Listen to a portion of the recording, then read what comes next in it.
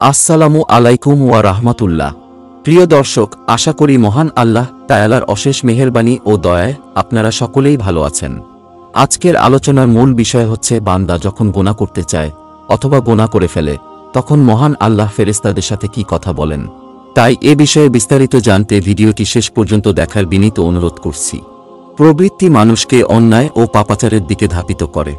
হযরত আবু হুরায়রা রাদিয়াল্লাহু আনহু থেকে বর্ণিত, রাসূলে করিম সাল্লাল্লাহু আলাইহি ওয়াসাল্লাম বলেছেন, জাহান্নামকে ঘিরে রাখা হয়েছে আকর্ষণীয় কাজকর্ম দিয়ে, আর জান্নাতকে ঘিরে রাখা হয়েছে নিরস কাজকর্ম দিয়ে। নফস প্রবৃত্তির চাহিদা দমন করে চলতে পারা প্রকৃত মুমিনের পরিচয়। প্রবৃত্তির চাহিদাকে দমন করতে পারা ব্যক্তির জন্য পরকালে জান্নাতের সুসংবাদ দিয়েছেন আল্লাহ তাআলা। পবিত্র কোরআনে বর্ণিত হয়েছে, আর যে ব্যক্তি স্বীয় প্রতিপালকের সম্মুখে উপস্থিত হওয়ার ভয় রাখে এবং প্রবৃত্তি থেকে নিজেকে বিরত রাখে, জান্নাতই হবে তার আবাস। সূরা আন-নাজিয়াত আয়াত 4041।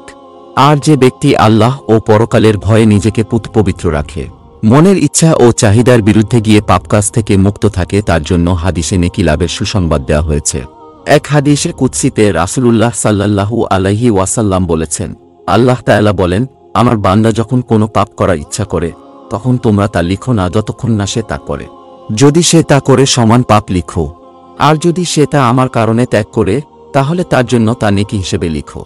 আর যদি সে নেকি করার ইচ্ছা করে কিন্তু সে তা করেনি, তার জন্য তা নেকি হিসেবে লিখো।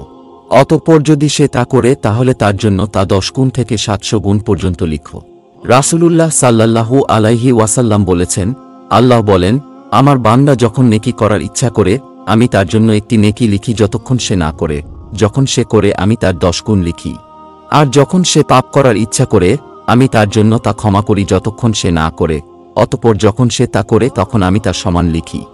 রাসূলুল্লাহ সাল্লাল্লাহু আলাইহি ওয়াসাল্লাম বলেন, ফেরেশতারা বলে, হে আমার রব, আপনার এ বান্দা পাপ করার ইচ্ছা করে, যদিও আল্লাহ তাকে বেশি জানেন।